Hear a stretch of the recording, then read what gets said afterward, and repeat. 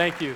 I want to start with a quick description of power and the difference between the people who seek political power, seek to be in control and run the countries, and the rest of us.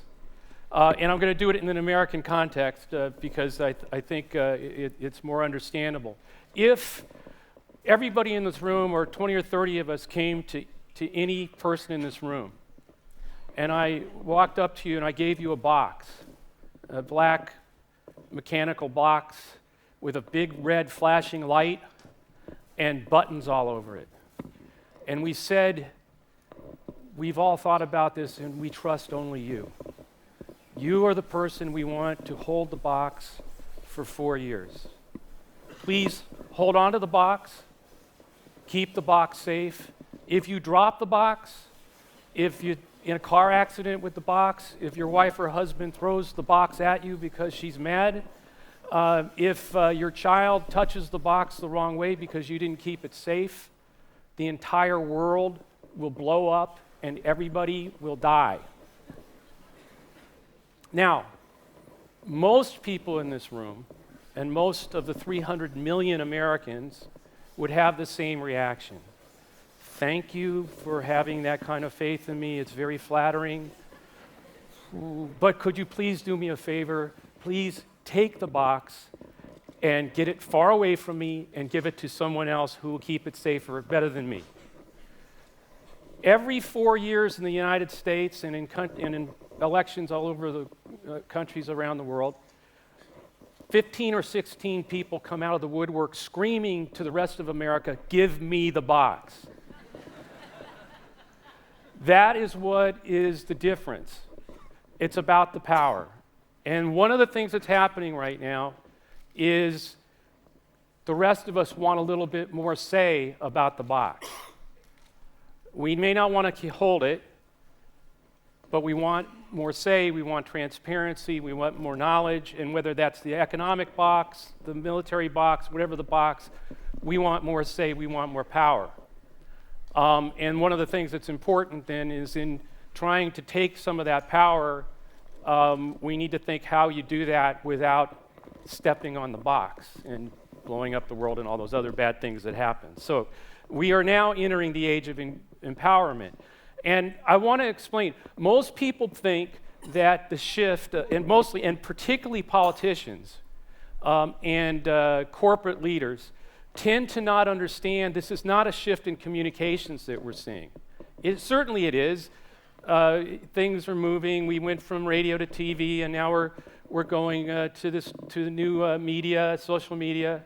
But that is a shift in communications, yes. It's a shift not only in communications, it is the shift in power.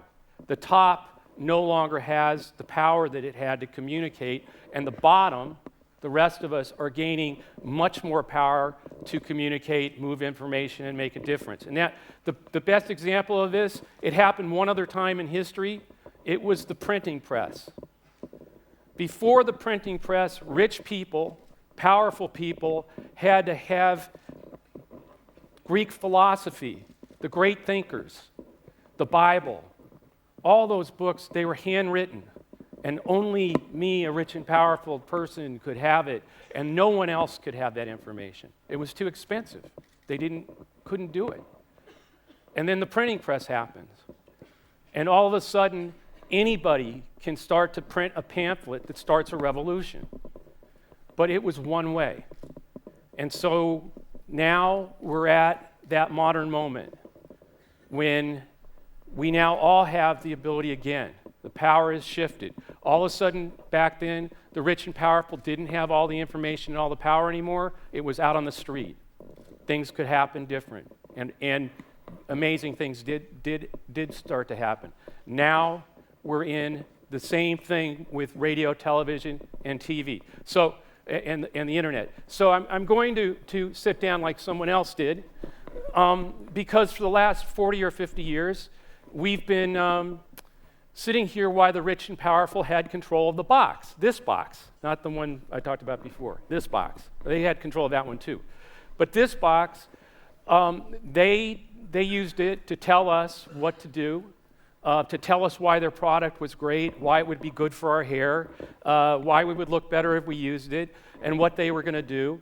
And there was no way to talk back. It started with radio, where what they sounded like mattered, TV, what they looked like mattered. But we still had no way to communicate. And if you wanted to say something on that box, you had to either find a bunch of money or do something to get them to come see you, because you didn't have the money. The rest of us, just like before the printing press, didn't have the ability to spread messages and spread change. Now, oh man, it was a lot easier for a 19-year-old to do that. Now, we are in a different, just one simple disruption, really quick. If 5 of your friends text you or on the laptop send you a message that says the new movie, they went to it, 5 of them. They all went over the weekend. It was horrible. And they threw it out, and they don't go. Do not go. It no longer matters how many millions of dollars the studio spends on TV ads and posters telling you it would be the greatest movie you ever saw. You're not going to go. Those 5 friends with a cell phone have more power now than the movie studio. That's what we're witnessing. And what's happening is these goliaths, the people that have controlled the media, whether it's the politicians or the corporations, they don't understand it's the empowerment age now. And that what the internet is doing is creating armies of Davids, the ability for people to self-organize, to connect with each other, to send messages to each other, and to take on Goliath if they think Goliath isn't listening to them or isn't acting the way they want Goliath to act. The problem is most of us have been trained to build Goliath, to build the biggest party, the biggest corporation. But that's not going to get the job done in a world in which Goliaths are not listening and the army of Davids is forming on the internet or using social media to connect. So you have to ask yourself, in that world, if you're helping a corporation, building a party, or trying just to direct things in the right direction, what are you? How do we operate? Well, we have to be the people that hand out the slingshots, to give people the tools and point at Goliath, the national problem, and engage the people in, here's the slingshots, let's all go get Goliath together. It can be the opposition in a party, it can be the government, it can be a company that's mistreating people, it can be many things. It can be people out of work banding together. But that's what's happening right now. It's about how you start changing your thinking from how we're empowering Goliath to how we're empowering the army by giving them the tools. So the first version of this was the recording industry, Goliath. They decide that you have to buy the entire album to get the one song that doesn't suck on the thing, right? So young people said, no, we're not doing that. We're the recording industry, you're going to do it. We're Goliath, you will do it any way we want. Napster, file sharing. Young people start ripping the files and sending them to each other, sharing music for free. It's illegal. The courts go crazy everywhere. The recording industry goes crazy. One company, Apple, decides we'll be the slingshot company. We'll give people iPods, iTunes, iPhones. The slingshot company is doing great. Goliath, dead. The recording industry's profits are diminishing. The army's doing great. We're all doing great with music today. Much better than we were when they were in control. So Apple's a sign of what happened. And Apple today is now fighting every day to be, it's always the number 1 or number 2 most capitalized company in the world. So, and this is, you just see what's exponentially happening. They're actually selling more songs now in the new system than they were when you had to buy the entire album. So we're now, in a lot of ways, and not just here, but at the Napster moment. Goliaths that aren't listening, either in the government or that the people, or Goliath problems that need to be solved. And it's all breaking down because there's a collapse of trust. The people no longer trust the people with the box. And that is a major problem because the people with the box are not listening. And when that happens, the army of Davids starts to form. And this is a key thing. If if governments don't learn to listen to the Army of David, to use the tools to encourage their ideas and their involvement, then the Army can get sort of go outside the system. By the way, this is what happened in Egypt. In the United States, it took a different course. But here are the things in Greece. Parties have to trust the people before the people are ever going to trust the parties again. They cannot continue to act like, well, we don't trust them. If you only knew, you would understand. No, they have to put their trust in the people. They have to build from the bottom up. The people have to be involved in building the party from the ground up, not taking orders from the top down. That is not, that way, those parties will all die eventually. They're dying now, they just don't know it, unless they change. And parties also have to invest, and this is true of corporations too, have to invest in technology that empowers all Greeks to have a larger role in the campaigns and the politics and the governance of the nation. That is critical, and they need to understand that is what they must do if you're going to solve the country's problems. Lessons learned on the road to empowerment very quickly.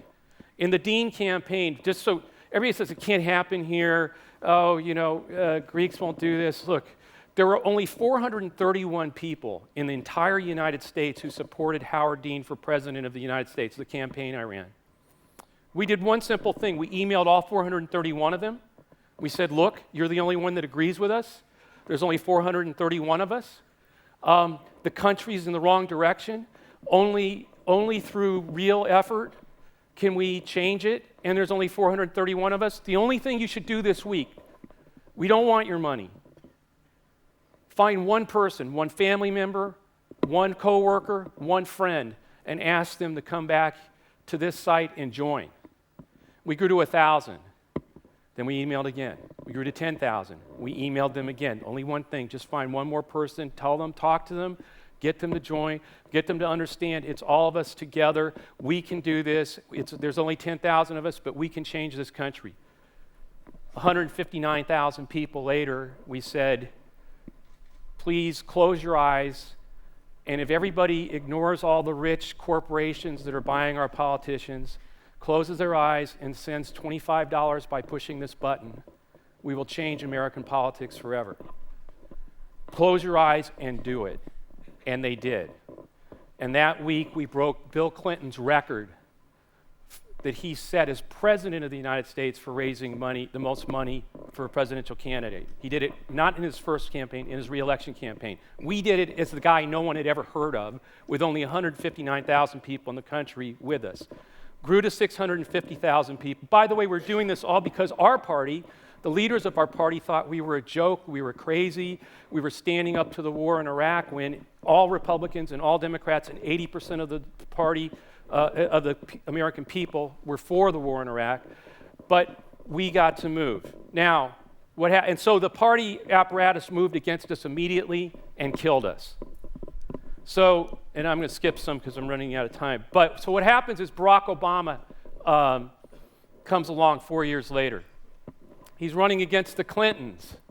The Clintons own the party apparatus. He was president in 92. He's president in 96. She's first lady. Every chairman in the party, locally, in the states, almost all of them are for Clintons. Barack Obama and the other candidates cannot move. He calls a county chairman and says, I want your support. I'm for Clinton. Hang up, right? So what's he do? He goes and uses what we built in the Dean campaign and starts that process and goes from 1 million to 13 million Americans. 3 million of them gave him $500 million. He not only finally took 2 elections, but topples the Democratic establishment, the leaders of it, the Clintons. He later brings them in to keep harmony in the party. And he not only topples them, he becomes president of the United States, the first African American in history to do so, all with power by the people. And then a tragedy, he didn't bring them into government with him. So governance. Good luck, Jonathan. I did the presidential campaign in Nigeria this past election. He became president. We built 650,000 Facebook followers. He is the most followed leader of any country in the world, except for Barack Obama. Is the only person who has more followers on Facebook or friends or likes than Good luck, Jonathan. One thing. A young person said on his Facebook page, a citizen of Nigeria said, "Why don't we have a consulate in San Francisco, California? A lot of Nigerians understand the computer languages that they use there. We're proficient in it. If we had a consulate, we could have economic development ideas, exchange of projects between Silicon Valley and Nigeria. Why don't we have that, Mr. President?" 4 days later, Good luck, Jonathan, not in a press conference, not in front of cameras, on his Facebook page said, "You're right. You're right, and I just ordered my foreign minister to open a consulate in San Francisco, California."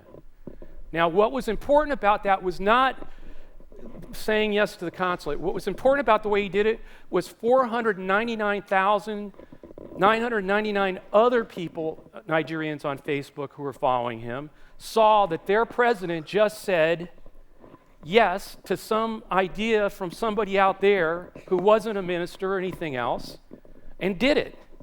And the next thing that happened, people all over the country went on Facebook and started saying, "Mr. President, I have an idea, I have an idea." He doesn't do all of them, but he reads the campaign, the staff, I mean, not the campaign now, the president, they read them and they find great ideas. You know, the smartest people in the room are not the people in party headquarters, and they're not the people in the White House or in Parliament. There are a lot of brilliant ideas out there. I guess I'm getting the high sign here. So I leave you with this, just this one thought. The biggest lie spoken on stages like this from politicians seeking office to people like you is elect us and we'll solve all your problems. And you know what? We all know it's a lie. They know it's a lie, we know it's a lie, but we go along with it. You know why? Because we like to hear they'll solve all our problems. The truth is, the honest truth is, the power to change Greece rests in your hands, not theirs. You have the power. Use it. Thank you.